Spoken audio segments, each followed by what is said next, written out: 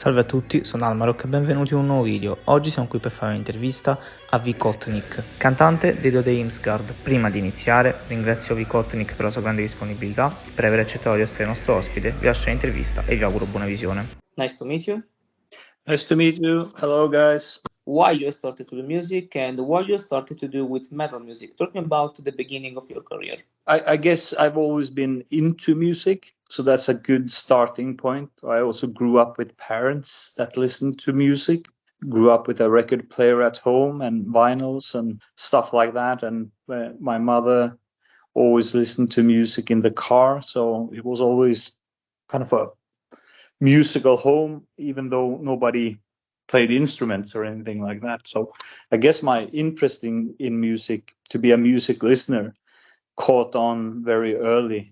I don't think I had any specific desire to perform music. I didn't really understand that could be me making music until I found metal, which was very kind of organic in a sense. And also that metal had a community, like loads of people into metal and had a specific dress code and, with the spikes and the denim and leather and stuff like that. And I guess everything became more a bit closer in the sense that you're not only listening to music anymore, you're kind of representing the music as a lifestyle. And I think even though I was, like into Maiden and Metallica and all those kinds of bands, it still felt a bit far away to be an actual performer myself. And I don't think I really caught on to that, and I could do this until I discovered more the extreme sides of metal. And when all the shit happened here in Norway as well, like in the early 90s with black metal, kind of becoming a tangent. I was lucky in the sense that I wasn't far removed from it. Geographically, I was in the middle of it. So it's like playing grunge and being from Seattle, I guess, like in the early 90s. So yeah, like I said, that made it kind of the whole kind of music thing usurp life because it becomes so interconnected and intertwined, and some friends started doing bands and you wanted to do it yourself and then we just went from there, I guess. I did want a guitar from the age of 13 or something like that. I didn't get it before I was like 15 or something like that, so I had to borrow guitars and to kind of fulfill that desire to make music, like borrow from somebody. And I remember I got to borrow a acoustic guitar, which was ruined. It only had 4 strings, that was the best I had until that point. So I just started making music on it. And I think maybe that's a cool way to approach music, because it kind of teaches you from the get-go to approach the instrument in another way, because you don't even have all the strings. Dødheimsgard make many styles of music. Can you talk about this evolution and the evolution of your music around the years? Yeah, I think, we can go back to the first question in a sense, like regarding being having a big appetite for music from an early age, and a lot of the stuff I listened to, or my mother and my father listened to, it never left me. Kind of, I always loved a lot of that music, be it Pink Floyd or even Bee Gees and Leonard Cohen and stuff like that. So I think it was quite natural for me, at least, to open the door to not only being influenced by metal itself, but letting all the other kind of inspirations over the years seep into what I do, basically. And we started as a black metal band, that's true. But we, I and Björn had already been playing black metal for quite a few years when we released Kronen til Konge, which came out in 95. So I started with this genre in 91. I would suspect Björn around the same time. And by the time 94 came around, I already had my other project, which was with Björn Zenerite. And so I had already kind of ventured into the avant-garde side of the music. But then at some point I kind of felt like, damn it, I never got to make my black metal album, like I never got to make it. I never got signed in 91, 92, 93, 94. I didn't get signed on the Vedbuns. And that's really how Dødheimsgard came about,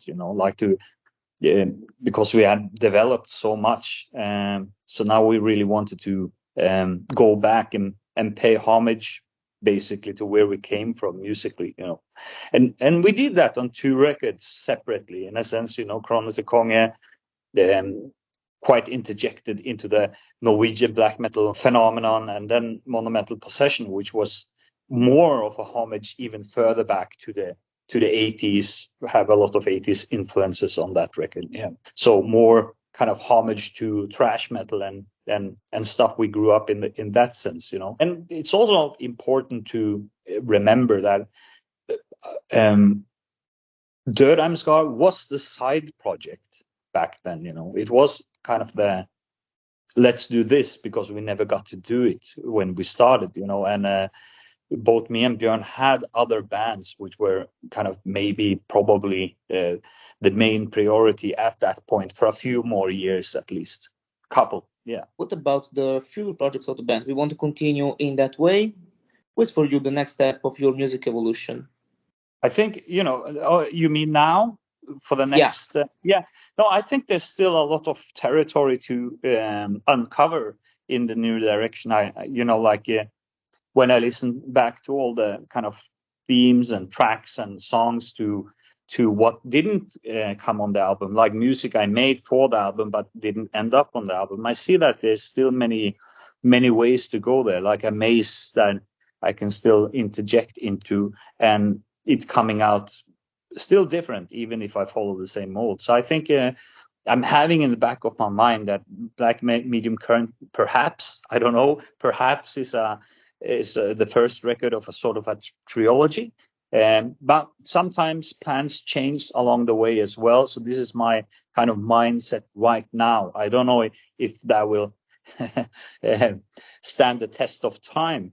But right now that's kind of interjected into my thoughts that, okay, maybe Black Medium Current is a story or a narration that will follow 2-3 albums. Let's see. Let's find out. And about the tour, concert, you have any program about this with the band? No, we do a lot of festivals this year, and we haven't done any tours yet. We haven't done a tour since 2019. It might happen. We do get tour offers, but it hasn't really fit the timing of all of us. And I think we're quite happy to do festivals, twice a month or something like that. It means you can go away and enter into that bubble, which is the concert scene or the live scene, but then you're also lucky enough to go home, And I think for me personally, the creating music side of things has always been a lot more important and dear to me than the live circuits, But I do enjoy playing live as well. Yeah. If you want to be remembered for an album you've done in your career, which is and why?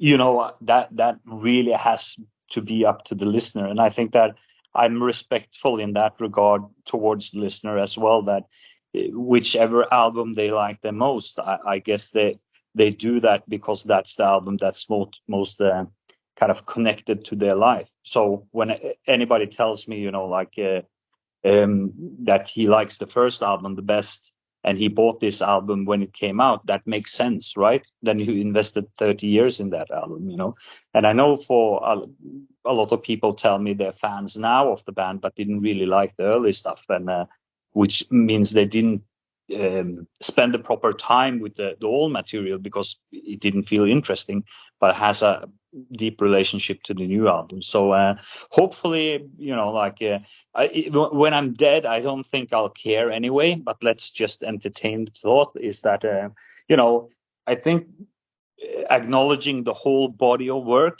that's kind of what I'm aiming to, because I think like all these albums are connected in a sense that's linear in time, It's not just a loop, a time loop where I go around the same thing. It's actually kind of a story that's been told from the early 90s and to the mid 2020s by now, and hopefully I can continue that a bit more. Like I said, hopefully if somebody's a real big fan, they will maybe take a step back and appreciate all of it. About the lyrics of the band, what about the principal thematics and how you have involved the thematics album after album? Sometimes I like for Black Medium Current, I knew where I wanted to go initially, especially with the conceptual side of things. I think I had been touching briefly upon that on the previous albums. I kind of knew what it was going to be about. And having that as a guideline was very good in the sense that if you know conceptually what you want to do, then you just have to find the music or the sounds, the right moods that fit through that concept, So I'm not sure if that happened to me before, that I knew like the conceptual side first before I made the music. Sometimes it just grows and feeds on each other. So it was quite interesting this time in that sense that I knew where to go, like emotionally with the music. And then I had to make music that fit that emotion or that mood. In your opinion, how many things are changing in the metal scene when you started from nowadays? And if you have an advice for who want to be a musician nowadays? I'm not the right person to give advice to anybody, but I hope people still pick up instruments, and teach themselves something, like you can see on the world scale here now that people are doing less physical activities, people are reading less books and stuff like that. And I think that's going in the wrong direction. So hopefully, some youth of the very near future will kind of be able to throw their phones in the wall and pick up a book and read it, or pick up an instrument or some sticks or something like that, and teach themselves something that's more both intellectual and practical, and physical.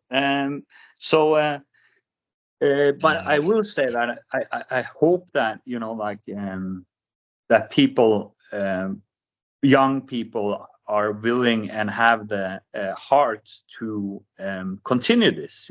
Like I think when I travel around Europe and other continents as well, I see that our scene is very aging. That most of the people in this scene are getting older and older, and there's no real renewal, or the renewal seems less than what was. So that's a bit that doesn't look very promising, So hopefully somebody is up for it, And I think the youth are given a real chance in the metal scene, because it's always about nostalgia and it's always about the old guys, and then like you have kind of connected like credibility to old, and I think like hopefully some young people, guys and girls, they say to themselves, no, we don't give a fuck, let's just do it on our own terms, and create something new and out of what's been there. Yeah.